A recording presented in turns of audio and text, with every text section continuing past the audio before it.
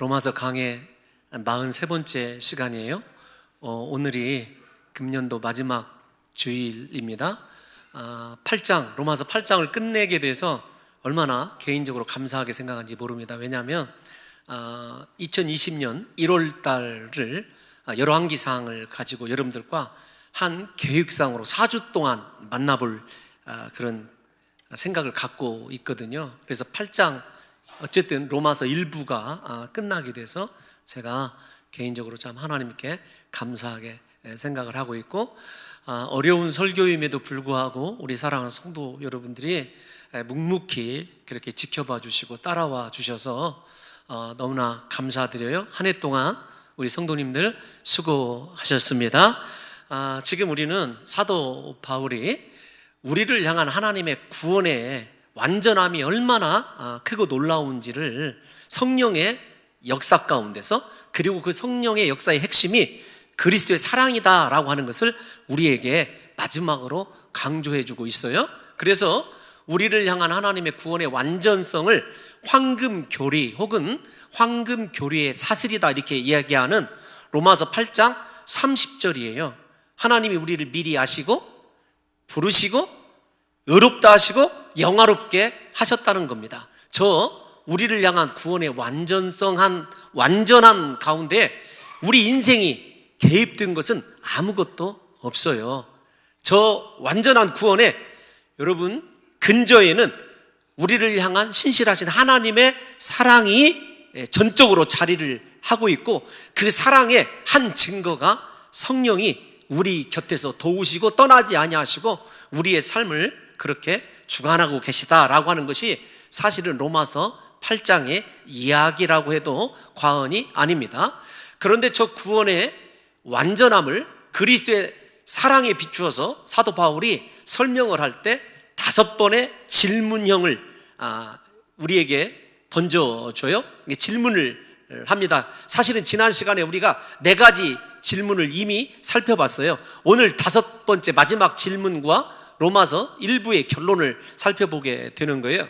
4가지 질문 여러분과 함께 살펴보면 금방 생각이 나실 거예요. 31절에서 하나님께서 우리를 위하시면 누가 우리를 대적하리요? 질문이죠. 여러분 기억하십니까? 우리를 위하시다라고 하는 단어, 하나님의 목적이 우리다, 하나님의 목적이 나다. 여러분 그 말이 위하시다라는 단어라고 여러분들에게 설명을 해드렸습니다. 하나님의 모든 것이 나에게 집중되고 있고 하나님이 나를 인도하시고, 신명기적인 용어를 들어서 설명해 드렸습니다. 나를 위하여 싸우시고, 심지어는 아버지가 자식을 품에 안아서 그렇게 인도하듯이 우리를 그 사랑으로 감싸서 인도하신다라는 거였어요. 2번째가 무엇이었냐면 아들도 아끼지 아니하시고, 32절이에요. 그분이 우리에게 다른 어떤 것, 모든 것도 다 주실 수 있다, 주신다라고 하는 말씀이었어요. 그래서 우리가 어찌 그 아들과 함께 모든 것을 우리에게 주시지 아니하겠느냐? 2번째 질문이에요. 공급하시는 하나님. 가장 중요한 것이 아들의 생명 아닙니까? 그 귀한 생명도 우리에게 주셨다고 한다면 우리가 이 세상 살아가는 데 있어서 영적인 은사가 되었든지 육적인 생활에 필요한 것이 되었든지 하나님께서 분명히 공급해 주신다는 거죠. 여러분, 하나님께서 저렇게 우리에게 모든 것을 주실 줄로 믿습니다. 3번째와 4번째는 우리의 죄에 관한 문제예요. 3번째는 누가 능히 하나님께서 택하신 자들을 고발하리요?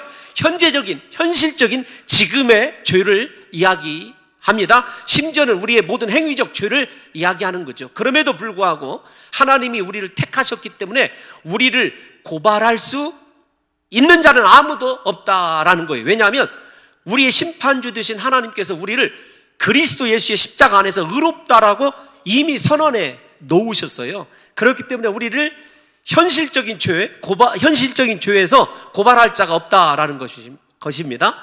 4번째 질문이 뭐냐면 굳이 이렇게 설명하는 것이 조금 여러분들에게 혼선을 가져올지 모르겠지만, 고발이라고 하는 것이 앞에서 살펴본 3번째 질문이 우리의 행위로 짓는 우리의 본죄라고 한다면, 누가 정죄하려는 아담으로부터 시작된 원죄라고 그렇게 이야기할 수도 있습니다. 그것이 옳으냐 그르냐는 여러분 2번째 문제이고요.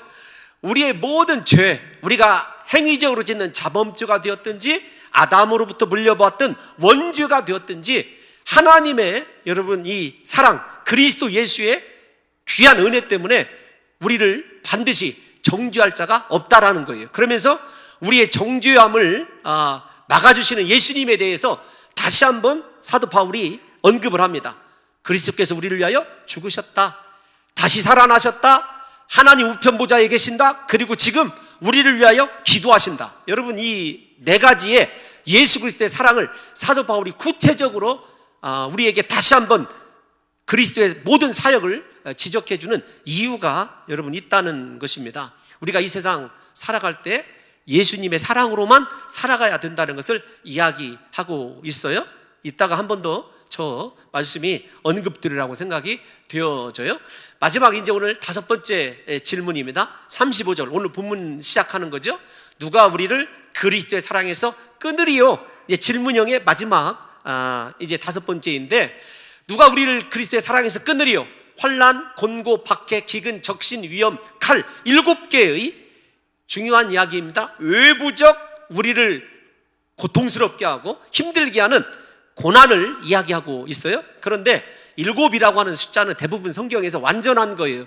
그러니까 고난이 얼마나 끊임없이 저것들 위해 많은 고난들을 또 집어넣을 수도 있겠지만 우리를 힘들게 하는지 몰라요. 그럼에도 불구하고 우리를 그리스도의 사랑에서 끊을 수 있는 것은 아무것도 없다라는 이야기입니다. 저 7개의 고난을 조금 여러분들에게 좀 설명을 드려야 될 필요가 있는 것 같아요. 환난은 고난과 조금 다릅니다. 고난은 우리가 익히 알고 있는 고통이에요.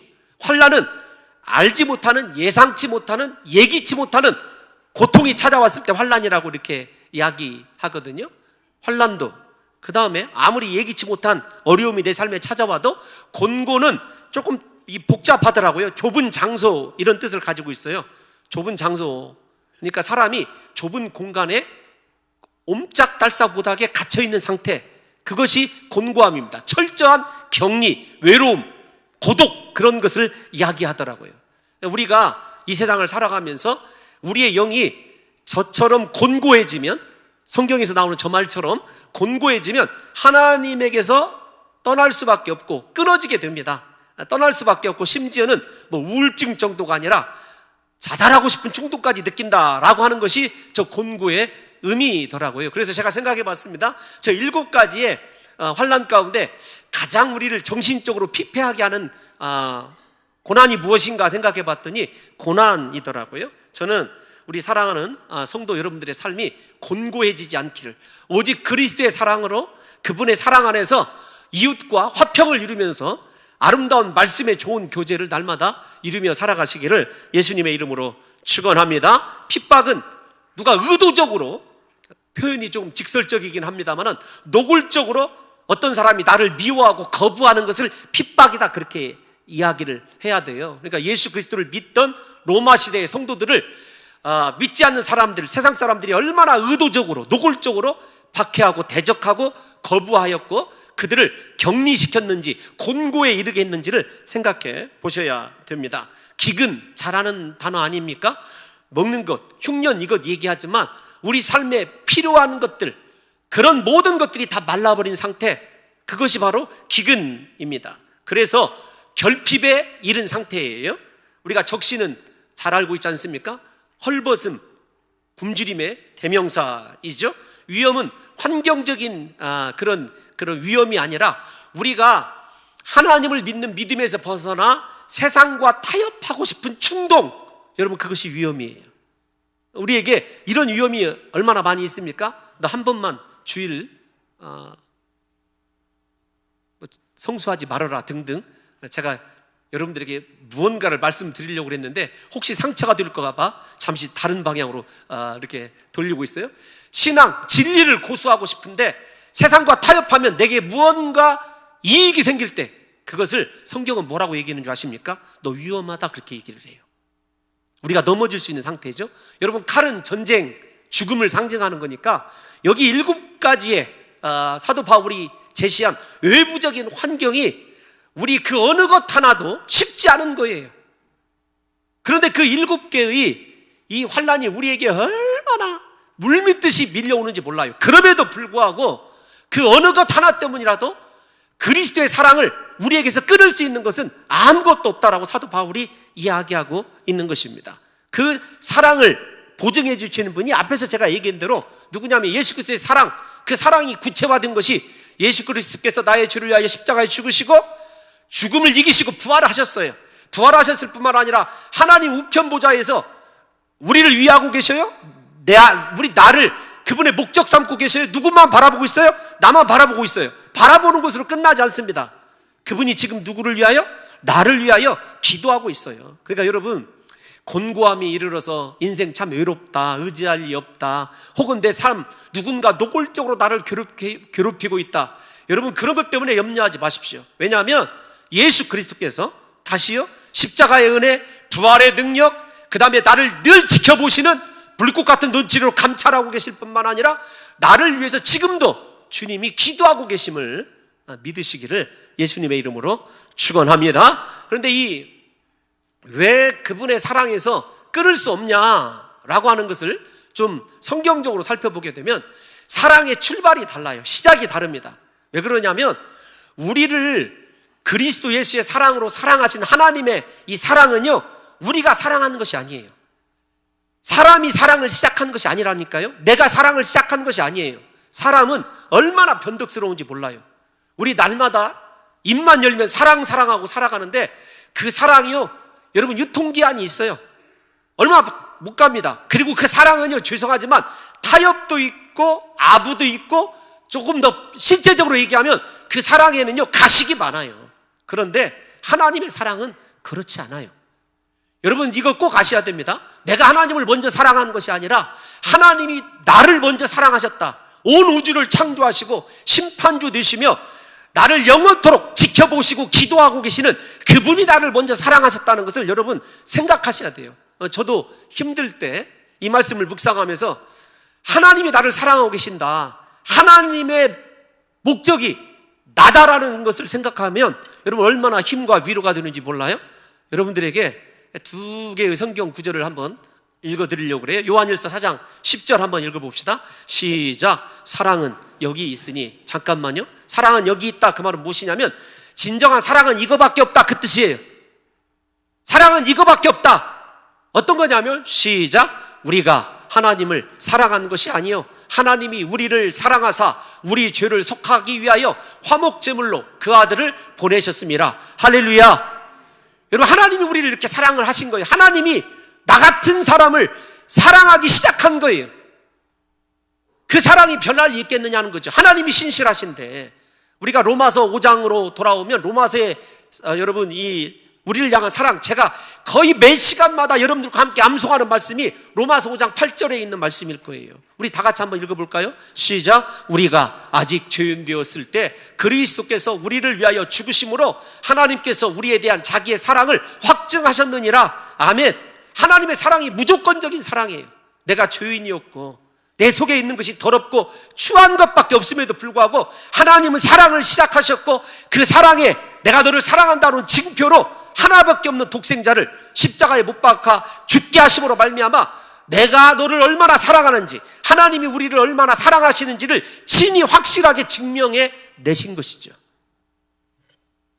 여러분 신약 성경에서만 우리를 향한 하나님의 사랑이 저렇게 영원하고 무조건적인 사랑이라고 얘기하느냐? 그렇지 않아요. 예레미야 31장 우리 3절 말씀 한번 다 같이 읽어보겠습니다. 시작. 옛적에 여호와께서 나에게 나타나사 내가 영원한 사랑으로 너를 사랑하였기에 인자함으로 너를 이끌었다 하였노라. 아멘. 이스라엘 그 배은망덕한 백성들을 하나님께서 먼저 사랑하셨고 영원한 사랑으로 그들을 사랑했을 뿐만 아니라 하나님의 사랑에 유통기한이 없어요. 영원입니다. 그 다음에 인자함으로 그들을 이끌었다. 여러분 저 말씀을 생각하시면서 오늘날까지 우리 찬양대가 찬양 드린 대로 지금까지 지내온 것 하나님의 저 사랑 때문이고 하나님의 인자하심 때문에 우리가 여기에 이르렀다는 것을 깨닫기만 하여도요, 그 사람 여기 살아있는 성도예요. 대부분의 사람들이 여러분 조금 잘 되고 무언가 형통하기 시작하면 다 내 공로, 내 능력 생각하거든요. 그렇지 않아요. 하나님이 우리를 인자함으로 인도하셨을 뿐만 아니라 우리를 영원한 사랑으로 사랑했기에 우리가 오늘 소멸되지 아니하고 진멸되지 아니하고 그분의 진노 가운데 있지 아니하고 이렇게 예배자로 서 있다는 것을 저와 여러분들이 생각하셔야 된다는 것입니다. 우리가 이 하나님의 영원한 이 사랑, 그 사랑을 확신하며 살아가는 것이 얼마나 중요한지를 사도 바울이 외부로부터 오는 7개의 환난과 고난이 있어도 그 사랑에서 절대 끊어지지 않는다는 거예요.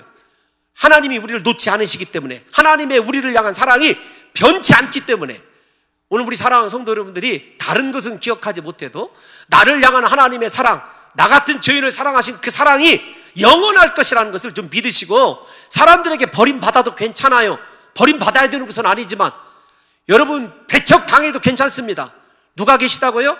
나를 창조하시고 죄인 되었을 때 사랑을 시작하신 하나님이 나와 함께 계실 뿐만 아니라 나를 위하여 기도하고 계신 예수 그리스도의 그 사랑에서 우리를 절대로 포기하거나 끊어버리지 아니하신다는 말씀을 믿으시고 부디 새로운 힘으로 여러분 얻으셔서 새해를 맞이하시기를 예수님의 이름으로 축원합니다. 여러분, 우리가 당하는 외부로부터 오는 이 7가지의 고난이 얼마나 혹독한지 본문 36절에서 이렇게 얘기를 하고 있어요. 다 같이 읽어보겠습니다. 시작. 기록된 바 우리가 종일 주를 위하여 죽임을 당하게 되며 도살당할 양같이 여김을 받았나이다 함과 같으니라. 여러분 생각해 보세요. 우리가 예수를 믿고 나서 하나님의 자녀가 되었음에도 불구하고 버리지 못하는 것이 무엇이냐면 나예요. 나 인정받고 싶고 사람들에게 대접받고 싶고 누군가가 나를 높여주기를 바라는 나라고 하는 이 자아가 이 속에 있거든요. 그런데 진짜 그리스도의 사랑에서 살아가고 하나님을 섬기는 사람들이 각오해야 되는 것이 있어요. 어떤 거냐면 우리는 그냥 외면당하고 배척당하고 억울한 일 당하는 것이요 정상이에요. 사도 바울이 얘기하고 있잖아요. 그리스도의 사랑이 그렇게 우리 안에 있음에도 불구하고 우리는 주를 위하여, 이게 중요합니다. 내 허물과 죄가 아니에요. 정말로 주님을 위하여 살아가는 인생이라고 한다면 죽임 당하게 되는데 도살 당해야 될 양처럼 그냥 우리의 그렇게 억울하게 희생당하고 또 죽임 당하는 것이 너무도 당연한 것처럼 여겨져야 돼요. 여러분들이 정말로 주를 위한 인생이고 그리스도의 사랑 가운데서 살아가는 인생이라고 한다면 우리의 삶을 다시 한번 생각해 봐야 돼요. 여러분, 하나님의 거룩한 공동체가 되었든지 그분이 나에게 맡겨주신 사명이 되었든지 여러분 그것을 주를 위해서 감당하며 나가는 사람이 내가 인정받고 따뜻하게 대접받고 높임받으리라고 생각한다면 그 사람 무언가 신앙의 지금 출발점이 잘못되어 있어요. 여러분, 왜 교회가 분란이 생기고 때로는 우리 신앙에 상처가 생기고 개인적으로 시련이 찾아오는 줄 아십니까? 하나님 앞에 서 있는 내 모습이 저렇게 도살당할 양같이 종일 항상 죽임받아야 마땅할 존재라고, 그 길이 주님을 위한 길이라고 하는 신앙의 전제가 잘못되어 있기 때문에 그래요. 여러분, 이 말씀이 조금 억울한 것 같고 이해가 되지 않는다면 이 말씀을 기록한 저는 사도 바울의 개인적인 체험이라고 확신하고 있는데, 사도 바울의 생각을 한번 생애를 생각해 봅시다. 바울이 겪은 육체적인 환난 이루 말할 수가 없지요. 여러 번 감옥에 갇혔습니다. 매도 수도 없이 맞았어요. 돌에 맞아 죽을 고비도 여러 번 넘겼습니다. 그에게는 항상 기근이 있었어요. 적신이 있었어요. 헐벗음이 있었습니다. 굶주림이 있었어요. 제대로 마시지 못했습니다. 신의 위험도 있었고 강의 위험도 있었고 무엇보다도 자기가 그토록 구원하기를 원하는 동족들, 유대인들의 핍박이 있었죠. 심지어는 사도 바울을 죽이기 전에는 먹지도 마시지도 않겠다 40일 동안 그렇게 여러분 작정하고 사도 바울을 죽이기로 여러분 생각하며 따라다니는 사람들이 많이 있었어요. 편안할 날이 있겠느냐고요. 그거 굉장히 큰 고통 아닙니까? 제가 이렇게 1부 때 말씀드렸어요. 만약에 주님이 저에게 그렇게 하신다면 저는 차라리 주님 지금 죽이십시오. 아마 이게 제 기도였을 거예요. 사도 바울의 생애를 한번 생각해 보라고요. 지금 로마서를 기록하고 있는, 어디 가서 따뜻한 위로? 높임 받은 거요? 명예? 없거든요. 왜요? 그의 인생이 주를 위하여 드리기로 결정되어 있기 때문에 그래요. 이 말을 조금 더 우리가 자세히 한번 생각해 보십시다. 사도 바울이 개인의 꿈을 이루기 위하여 혹은 입신양명을 위해서 잘 먹고 잘 살기 위해서 당하는 고난입니까? 아니에요. 주님이 그를 찾아와 주셨고 십자가에 못 박혀 죽으심과 부활하신 능력을 나타내 주었습니다. 너는 나를 위하여 이방에 죽어가는 영혼들을 위하여 헌신할 종이다. 부름 받았어요. 그의 인생에 예수님의 십자가 외에는 없었어요. 그러면 그렇게 예수 그리스도를 위하여 헌신하고 그리스도의 복음을 쫓아가는 그의 인생에 여러분 이런 어려움이 있어서는 되냐고요. 우리 주님을 위하여 이만큼 희생해놓고도 헌신해놓고도요, 언제나 하나님 내가 주님 앞에 얼마나 많은 헌금을 드렸는데요, 얼마나 많은 사역을 했는데요, 하나님 내가 얼마나 많은 주님을 위해서 죽도록 고생했는데요. 사도 바울이 언제 한번 그런 자기의 공로와 자기의 주를 위한 여러분 헌신을 고백한 적이 있느냐고요. 디모데후서 4장 7절과 8절을 우리가 잘 아는 말씀 아닙니까? 그가 이렇게 고백하죠. 선한 싸움을 싸우고 나의 달려갈 길을 마치고 믿음을 지켰다. 저것이 하나예요. 8절 한번 읽어볼까요? 면류관 바라보고 8절이 그 말씀이에요. 이제로는 나를 위하여 면류관 예배되었으니. 여러분 생각해 보세요. 사도 바울처럼 많은 업적을 남긴 사람이 어디가 있느냐고, 인간적으로. 그런데 그는요, 선한 싸움 싸우고 달려갈 길 마치고 믿음 하나 지켰다라는 거예요.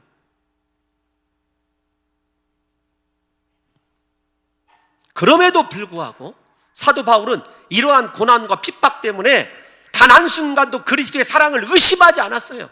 그의 인생을 움직여가는 것이 그리스도의 사랑이었기 때문에 그래요. 여러분, 이 말이 제 말이 아니라 사도 바울의 고백에 나와요. 고린도후서 5장 14절 한번 우리 다 같이 한번 읽어볼까요? 시작. 그리스도의 사랑이 우리를 강권하시는도다. 할렐루야. 그를 움직여가는 것, 십자가의 길을 걷게 하는 것, 주를 위하여 그렇게 굶주리고 수많은 고난을 견디게 만드는 것 무엇이었냐면 그리스도의 사랑이었어요. 죄인 중에 교수인 자기 자신을 위하여 십자가에 못 박혀 죽으신 예수 그리스도의 그 사랑이 사도 바울의 전부였던 거예요. 그러니까 한 번도 멈춰서거나 고생을 고생이라고 여기거나 억울한 일 당한 것을 억울한 일이라고 그가 항변하지 않은 거죠.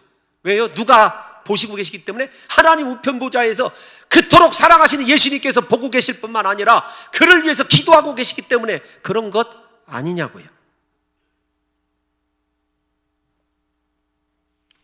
예수 그리스도의 사랑이 그의 모든 것, 인격도 성품도 심지어 달란트도 장악하고 다스리고 있었습니다. 그러기에 사도 바울이요, 나중에 오히려 더 이런 고난 가운데서도 이렇게 소망하는 것 아닙니까? 사도행전 20장 24절 다 같이 한번 읽어보겠습니다. 시작. 내가 달려갈 길과 주 예수께 받은 사명 곧 하나님의 은혜의 복음을 증언하는 일을 마치려 하면은 나의 생명조차 조금도 귀한 것으로 여기지 아니하노라. 할렐루야. 수많은 오해를 당하고 따돌림 당하고 배척 당하면서도요, 그에게는요, 달려갈 길, 주 예수께 받은 사명, 그거 은혜의 복음을 증언하는 그 일을 마치기 위해서 자신의 생명조차 조금 더 귀한 것으로 여기지 아니하는 삶을 살았어요. 무엇 때문에요? 그리스도의 사랑이 강권하기 때문에. 오늘날 우리들에게는요, 능력 없음이 문제가 아닙니다. 환경이 좋고 나쁨이 문제가 아니에요. 오늘날 우리들이 그리스도의 사랑을 잃어버린 것이 문제예요. 하나님의 사랑의 확신 속에서 살아가지 못하는 것이 커다란 문제 중에 문제 아닙니까? 여러분 이렇게 생각해 보세요. 사랑은 일방적이지만, 일방적이지 않아요. 모순 같은 얘기지만 하나님의 그 끊임없는 사랑을 두 눈으로 목도하면서 체험하고 살아가는 사람 속에 하나님을 향한 사랑이 없다면 문제 아닙니까? 예수 그리스도께서 요한계시록 우리 강해 때 배웠지 않습니까? 그토록 그 당시에 가장 왕성한 교회였던 에베소 교회를 책망할 때 다른 거 책망하지 않았어요. 너희가 처음 사랑을 버렸다. 오늘날 우리가 시험을 당하고 혼자 상처받고 괴로워하고 고통하는 문제예요. 죄송하지만 다 무엇으로 귀결되냐면 사랑의 문제예요. 어떤 사랑의 문제냐면 하나님의 사랑을 확신하지 못하고 느끼지 못할 뿐만 아니라 그리스도 예수를 사랑하는 사랑의 마음이 우리 속에서 없는 것이 가장 큰 문제죠. 우리가 잘 아는 베드로 이야기, 베드로를 주님께서 회복시킬 때 그에게 특별한 제자 훈련을 시키시거나 교회를 어떻게 세워야 된다, 여러분 그런 거 가르쳐 주신 것이 아니에요.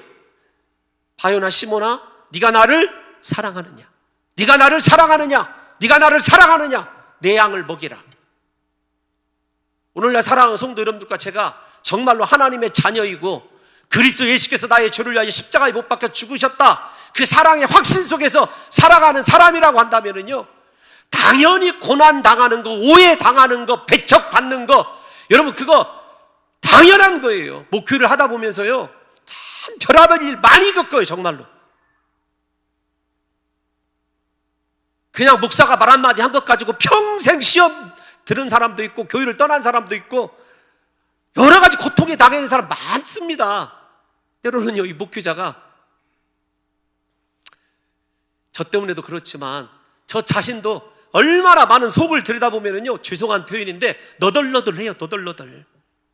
때로는 그 너덜해진 제 이 심령을 바라보면서 야, 홍 목사 너 위험하다, 제 스스로 그렇게 얘기할 때 많아요.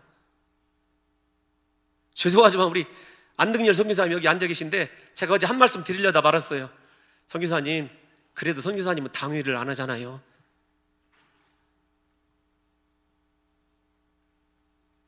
선교사님이 건강이 안 좋으시대요.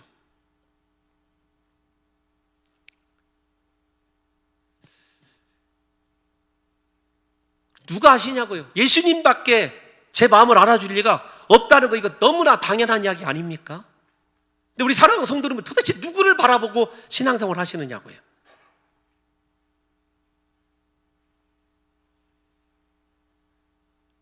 (37절) 말씀 한번 읽어보겠습니다. 37절 시작. 그러나 이 모든 일에 우리를 사랑하시는 이로 말미암아 우리가 넉넉히 이기느니라.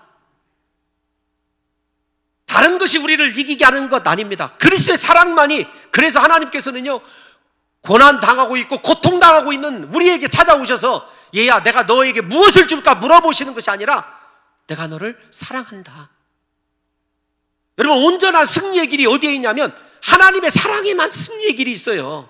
그래서 고난당하고 있는 성도가 나는 왜 그렇게 고난이 끊이지 않고 있는지 몰라. 여러분, 그 사람이 인생에게서, 환경에서 답을 찾고 있는 것이 문제예요. 그 고난 끝나지 않아요. 무엇을 물어봐야 되냐면 하나님, 내가 하나님의 사랑을 확신하고 있습니까? 또 물어봐야 됩니다. 내게 그리스도 예수의 첫사랑이 있습니까? 우리가 당하는 그 어떤 고난도 우리의 힘이나 능력으로 이기는 것이 아닙니다. 우리를 사랑하시는 예수 그리스도로 말미암아 이기는 것임을 믿어야 하죠. 고난 중에 있으면서 아직도 내 힘과 내 지식과 내 인맥과 환경을 의지한다면 어리석은 사람이에요. 우리에게 찾아오는 고난의 모양은 달라도 이길 수 있는 방법은 오직 하나입니다. 나를 사랑하신 예수 그리스도로 말미암아 넉넉히 이길 수 있느니라. 예수가 우리의 답이고 그리스도 예수의 사랑이 우리의 능력인 줄로 믿습니다. 여러분, 우리가 그리스도의 사랑을 회복하지 못하면요, 그 어떤 것도 이겨낼 수가 없어요. 혹시 이 자리에 계신 성도님들 가운데 그렇게 하나님이 나를 사랑하신다면 다는데 왜 나는 그렇게 고난에 떠나지 아니하느냐? 답은 두 가지예요. 우리 고난 받는 것이 너무도 당연해요. 도살당한 양같이 여긴 받는 것이 너무도 당연한 거예요. 그거 이겨내는 거 그리스도의 사랑을 회복해야 됩니다. 그리스도의 사랑을 찾아야 돼요. 그 사랑이 여러분 의심이 된다면 이사야 49장 15절 말씀을 한번 읽어드릴게요. 시작. 여인이 어찌 그 젖먹는 자식을 잊겠으며 자기 태에서 난 아들을 긍휼히 여기지 않겠느냐? 그들은 혹시 잊을지라도 나는 너를 잊지 아니할 것이라. 할렐루야. 절대로 하나님이 나를 잊지 아니하신다는 사실을 믿으시기를 소원합니다. 그 사랑이 회복되는 순간 우리가 넉넉히 이겨낼 수가 있어요. 여러분, 넉넉히 이긴다라고 하는 단어는 헬라어로 보면은요, 거대한 정복자, 그런 뜻이에요. 앞에서 말씀드린 대로 예수 그리스도를 위하여 살아가는 사람에게 고난은 너무나 당연한 거예요. 박해와 핍박 너무나 당연한 것입니다. 그런데 우리가 거대한 정복자가 돼서 고난을 다스리며 예수 그리스도와 함께 승리의 면류관 쓰고 찬양하는 삶의 위치가 어디에 있느냐 하면 다른 것에 있지 않아요. 그분의 사랑에 있다니까요. 그분의 사랑만이 내 인생을 거대한 정복자로 만들어 주는 거예요. 저는 두 종류의 인생밖에 없다고 생각합니다. 신앙인들에게.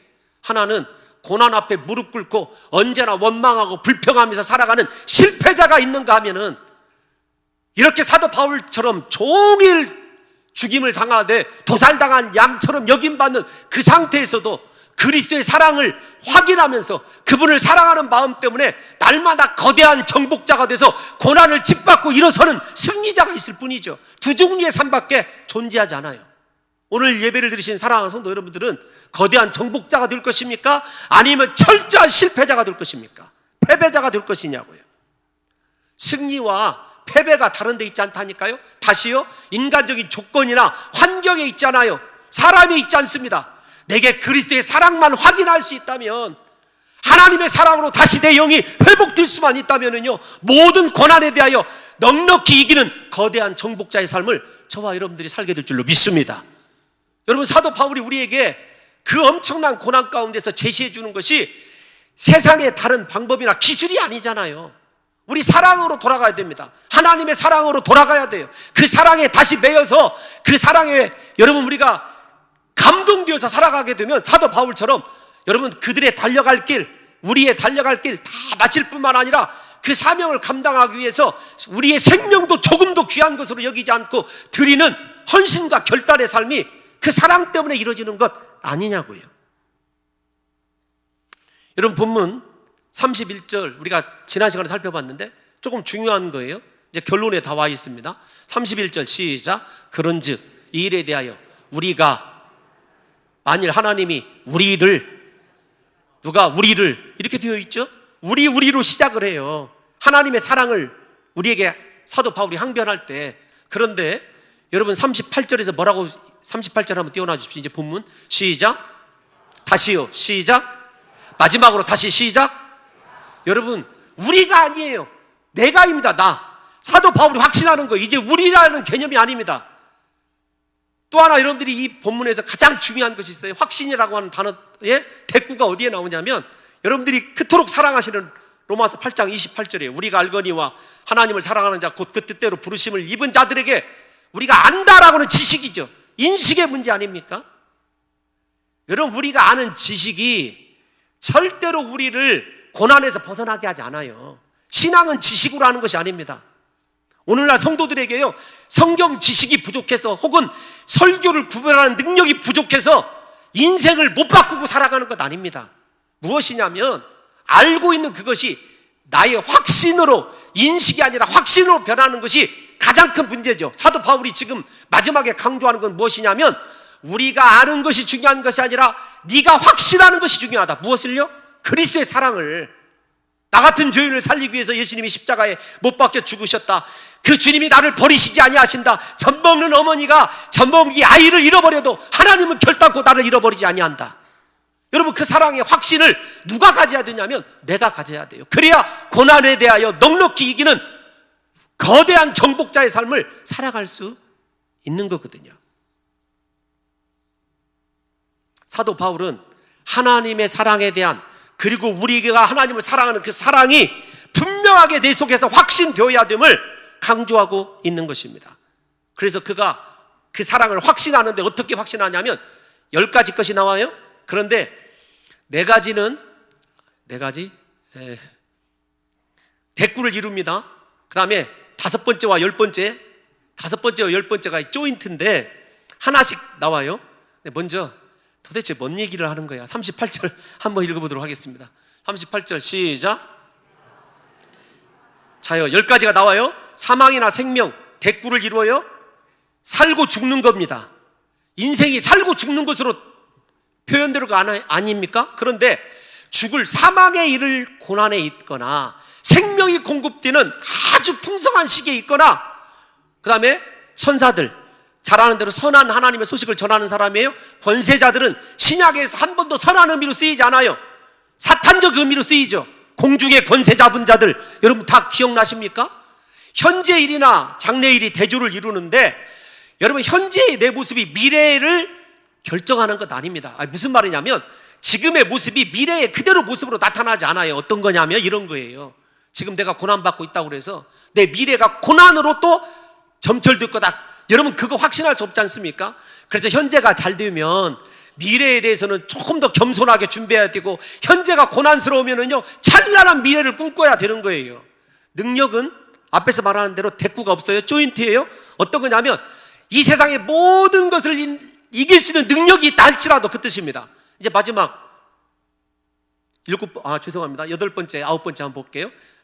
시작. 높음이나 기쁨이나. 높음은 무엇이죠? 우리가 아무리 사람들에게 명예를 얻어 높아질 때나 기쁨, 여러분 깊은 수렁에서 도대체 헤어날 가능성이라고는 0% 아니 1%도 없게 되었을 때, 여러분 동일하게 그런 상황에서도 하나님은 우리를 절대로 버리시지 아니하신다는 거예요.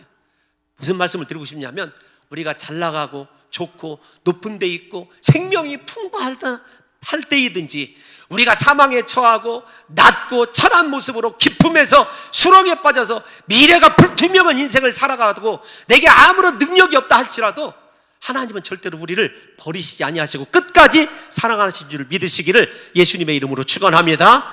그 능력이나 마지막 10번째 조인트가 뭐죠? 다른 어떤 피조물이라도 혹시 하나님께서 나 이외에 그 어떤 것을 창조하셨다 할지라도 그것들조차 나를 하나님의 사랑에서 끊을 수 있는 것은 없다라고 사도 바울이 그렇게 강조하는 거죠.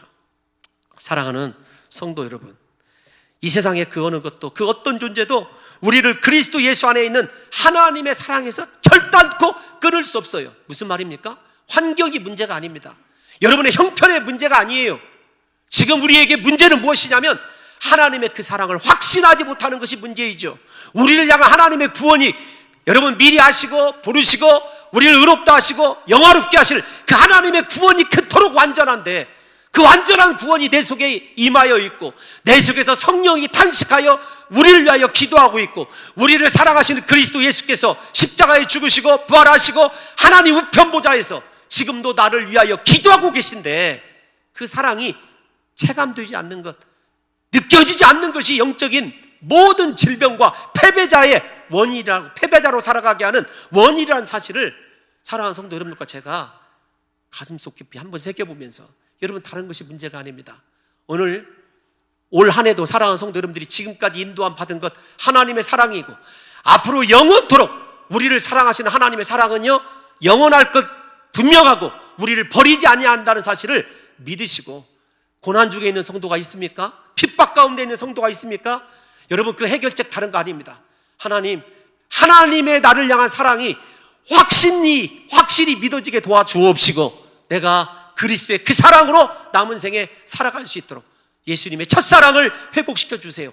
여러분 그 사랑이 회복되면 우리 안에 새로운 인생의 길이 보일 뿐만 아니라, 하나님께서 우리를 왜 구원하셨는지, 왜 이곳에 보내셨는지, 하나님이 우리에게 주시는 모든 선하신 뜻이 보여지는 놀라운 역사와 은혜가 있게 될 줄로 믿습니다.